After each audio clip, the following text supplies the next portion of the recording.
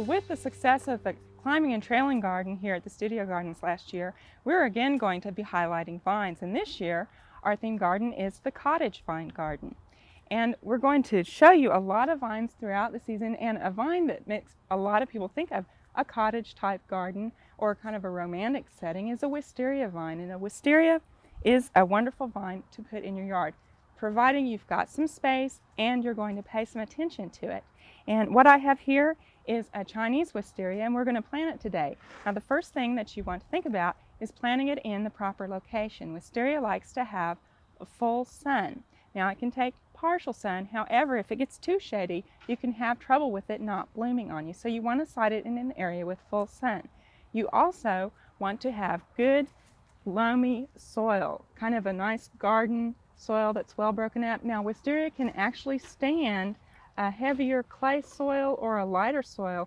However, it will not stand being sited in a place that stays wet all the time. So if you have a heavy soil, it needs to be well drained. The other thing that wisteria don't like is to be grown in an alkaline soil. So if you have the pH above 7, you'll need to work with that and bring that down. Now, it doesn't mean it's like an azalea that needs a really low pH. However, it does need a pH below 7, or else it'll get chlorotic. Now, when you plant a vine, any vine, you want to dig a nice big hole so you've got some good worked up soil for those roots to spread out in. And it's a good idea to add a little bit of compost in the bottom of the hole, and that's what I've done here. I've just used some of our compost. Now, with wisteria, you don't want to use a compost that's high in nitrogen, because what happens if you over fertilize on the nitrogen with wisteria, you're going to get a whole lot of growth and no bloom. So we're going to use a nice compost. However, it's not high in nitrogen, and I've just mixed that into the bottom of the hole. The next thing that I'm going to do is just go ahead and plant my wisteria. Now, we have a very nice large plant here. It's been growing for a few years in the pot, and we're just going to take that out of the pot. And it's like we've got some nice roots here. You can kind of spread the roots out. This is good. We don't have a lot of roots circling, so this is a very good plant that we have here. And we're just going to set this down in our hole. Now, the other thing about wisteria is you need to have some proper support for your plant. And the reason is these grow very rapidly and the growth can get very heavy. So you're not going to want to put it on a little flimsy structure. You need some good heavy support. And wisteria commonly are trained on arbors, pergolas, split rail fences, and things like that. You don't want to use a very small trellis like you see back here that we have our white trellis. That wouldn't be something we'd want to train our wisteria on. However, these poles here are a very sturdy thing. The other thing that you don't want to do with the wisteria, if you want to train it on your house, which you'll have to pay closer attention to than if you let it ramble over a structure, is not to train it up your downspout and along your gutter. You don't want it to just hang on your gutter, because what'll happen is it'll pull your gutter off and it'll actually eventually strangle your downspout. So if you're going to train it on your house, be sure you've got some other type of support besides your downspout and your gutter to train it on. Now, I've actually placed the plant here about a foot away from my support.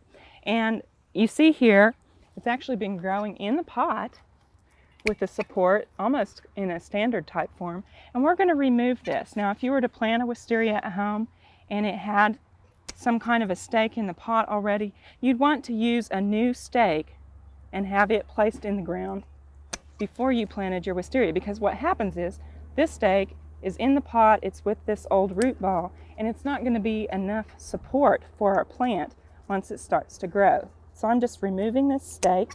I'm going to take it out completely. And then I want to kind of position my wisteria so I can get it back towards my support here. And I think this is going to be really good. And so I kind of want to tilt this back a little bit, still having my root about a foot away, but I've tilted it so that I can better anchor it to my support here. And then we'll just go ahead and fill in around the base.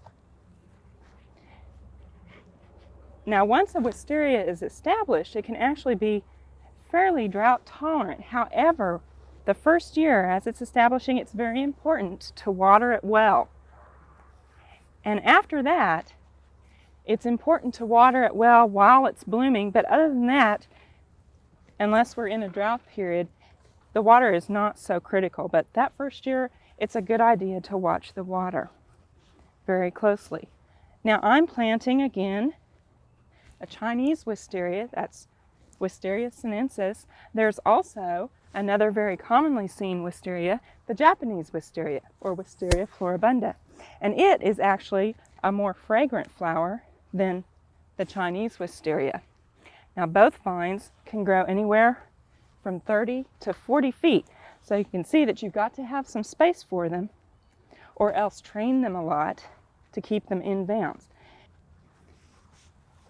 Well, now I just need to water this in, kind of settle it, and fill in any areas where it settles, and we'll pretty much be ready to go. Now we need to look at the top here, and what I want to do is I want to train it up my support here. So to start with, we'll want to tie it to our support with some kind of tie. I'm just using some rags because that's what I had, which will work fine, just kind of loosely, just to help it train up. Now eventually what will happen is, over the years, this will become so sturdy that it can support itself. But right at first, you need to train it in the direction that you want it to go. And the other thing that we want to do is we want to do just a little bit of pruning. Any dead pieces that we see here, we want to prune those off. We've got one right here that I want to take off.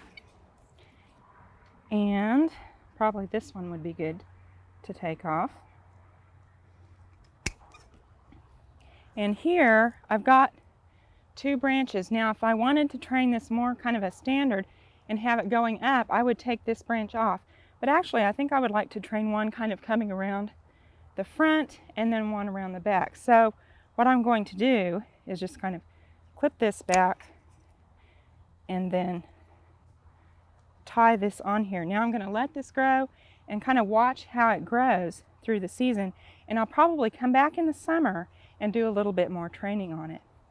Now if you already have an established wisteria, you may be thinking, well, I don't want to plant another one, I just want to know how to take care of the one that I have. And we're going to go do that as soon as I get this tied.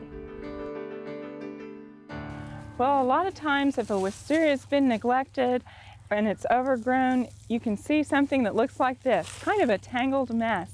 And that can be very daunting when you go to prune it. And a lot of people maybe inherit a wisteria if they move into a house and they want to know what to do with it. And I'm going to show you a few things that you can look for to do that. The first thing is when to prune a wisteria. That's always kind of confusing. Do you prune it in the spring or do you prune it in the summer? Well, the answer to that is both. You actually should prune your wisteria in the spring, right before it starts to bud out. And then also again, in the summer, you need to do some pruning to keep it in bounds. And you need to be careful as to what type of pruning you do at what time so that you can get some good bloom. Now, on this wisteria, the first thing that we want to do here with our spring pruning is we want to, of course, remove any dead material that we see. The other thing that we're going to want to do is to come down here, and you can see where we've got a lot of suckers down here. And if we want to keep this looking neat, then we want to go ahead and prune all of these suckers away. Now, of course, as you prune your suckers away, a lot of times you'll have to kind of untangle it here, especially if you haven't done this for a few years.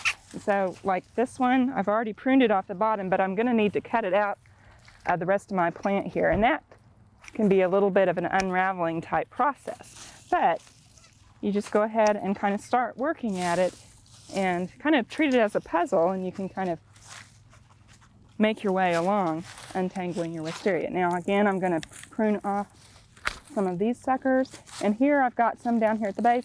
What I'd like to do with this, and for most people they like to have this nice old trunk part of the wisteria, you need to trim off any of this that's growing down here, because you actually want your wisteria to come up and then branch out on your support. So I'm going to get rid of all of this down here too.